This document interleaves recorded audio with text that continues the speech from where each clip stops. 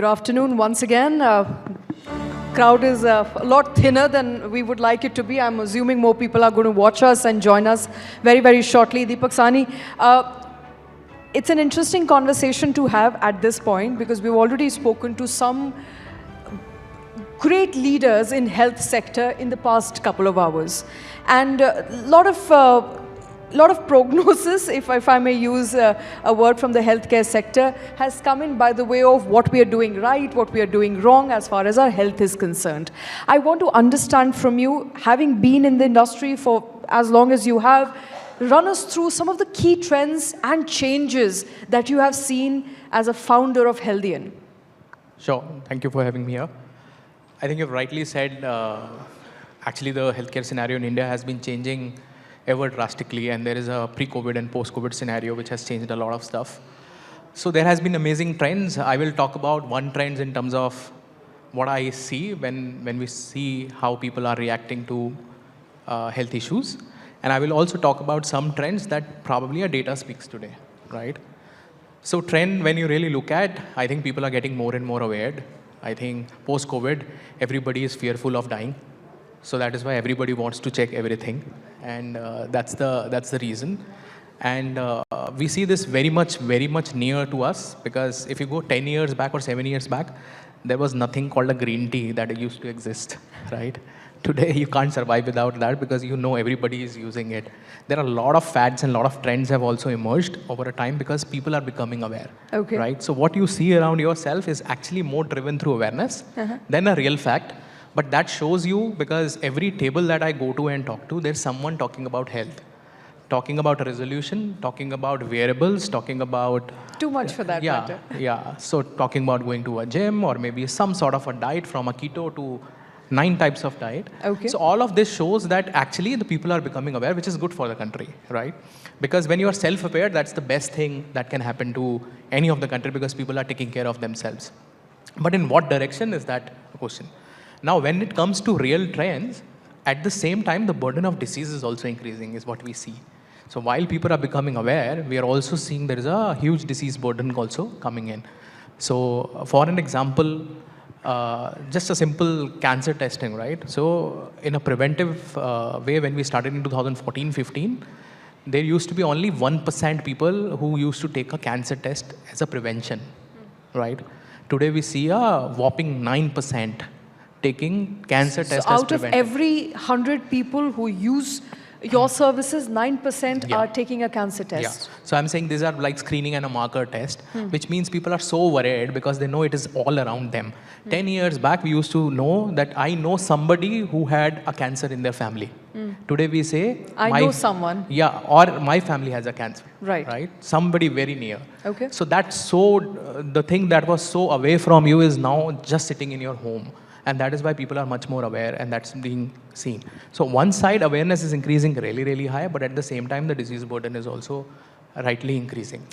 And we were speaking right before this session, and you told me something very interesting. You said you have enough data collected from Haryana and Gurugram itself in particular that can tell you what are the kind of problems that people face. Run us through some of these trends that you have collected by the way of data that has come about from people using your platform. What are the key issues that people are facing? Are these lifestyle diseases? Are these diseases that are inherent in nature?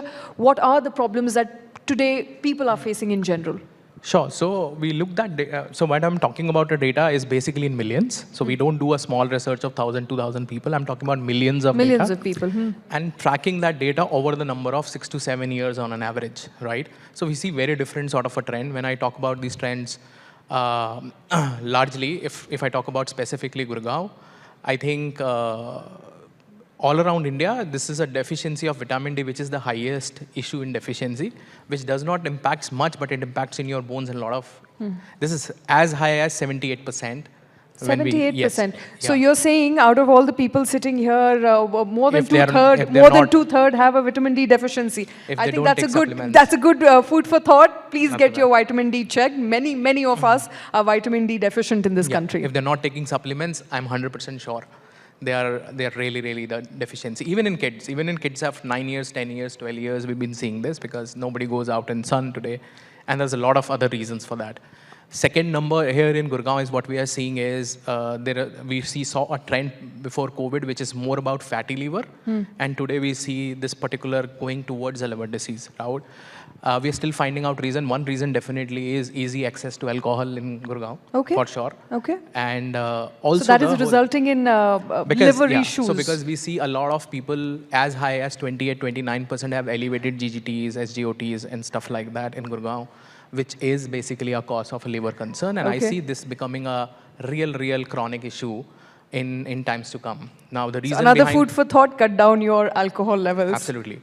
Or probably it has to be a sensible sort of a thing then, because you can't cut down on alcohol, but you have to be sensibly there, because people, there are many countries in the world which have higher alcohol consumption than what India has, right? But they don't have this disease because they don't mix food with alcohol, which we do a lot.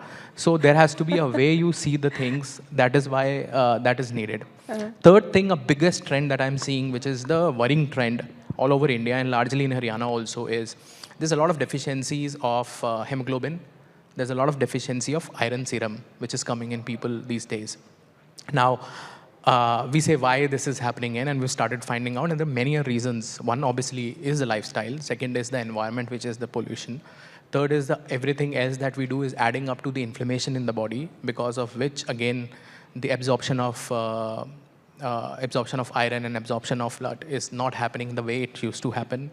Fourth is we have changed a lot of diet, specifically in urbanic towns like these. We used to have a lot of pulses, a lot of iron-rich foods, and a lot of this thing, which is now been by the fads has completely converted into something, right? People are putting coconut oil in a black coffee to drink in the morning. That's the first thing that people are doing to weight loss. Is that good or bad?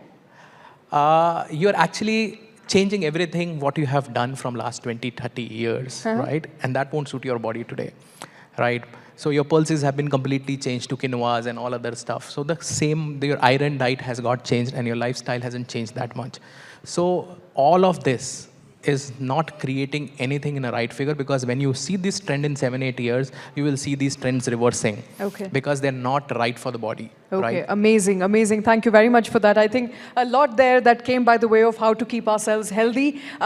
We did a poll in our last session. We were discussing healthcare, and I asked people to raise their hands if they've gone through a full body checkup in last 1 year. The number of hands raised weren't too many, and not as many as I would want them to be. But once again, quickly, how many of you had not health checkup before you raise your hand? How many of you been hospitalized in last 1 year? Hospitalized? No? How many of you been to hospital due to whatever minor sickness, lifestyle disease, diabetes, etc., etc.? Nobody? No? Oh, that's a group of very healthy people there. But coming back to our conversation, particularly with respect to Healthian, where you are, where you would be going next, I know you said you will be expanding geographies and you're looking into catering to more market, perhaps tier 2, tier 3 cities, beyond metro cities. Run us through your expansion plans.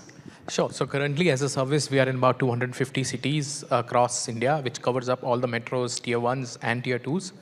The challenge with tier 3 definitely is that you need to be near to the patient, and sometimes the population size in those particular cities are too small to have a lab there.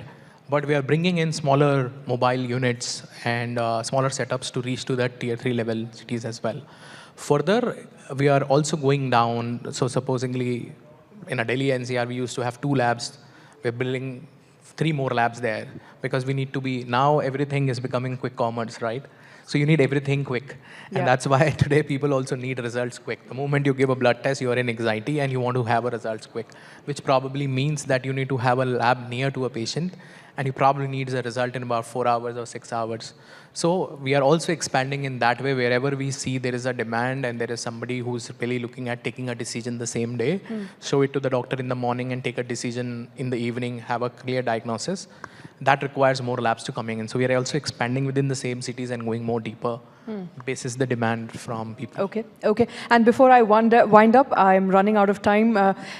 Want to understand from you, since we are discussing the role of AI and technology and how that's going to change healthcare sector. In your assessment, what sort of integration have you made of AI and machine learning at Healthian, and what sort of changes are we looking at going ahead? Faster services, better services, what's going to change?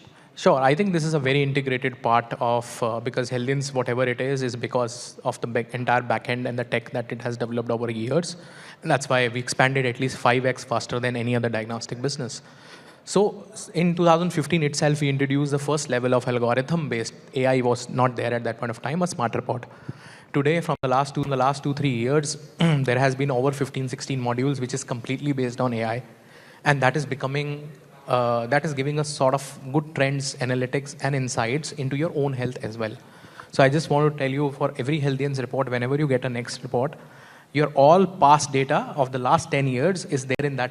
So you don't need to carry multiple reports. You carry your current report. It has last 10 years data.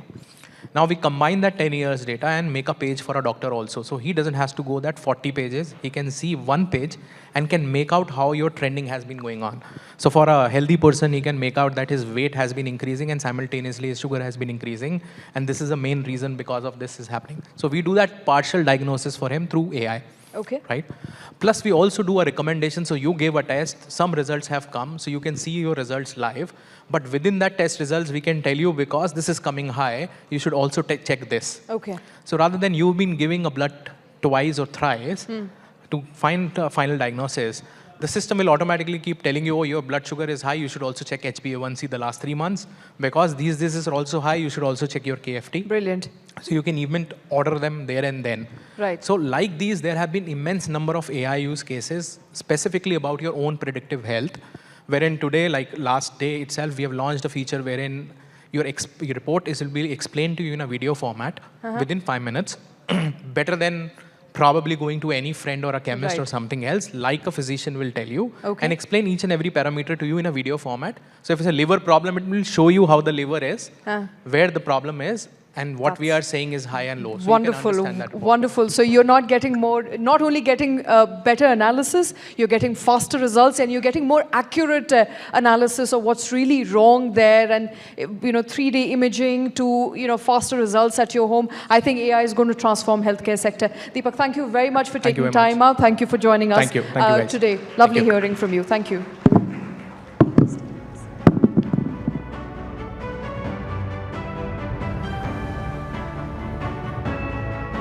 Thank you so much, बहुत ही अच्छा session था.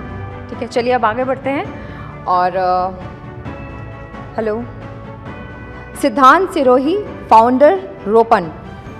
Can I please call on stage Siddhant? Please to come felicitate our guest.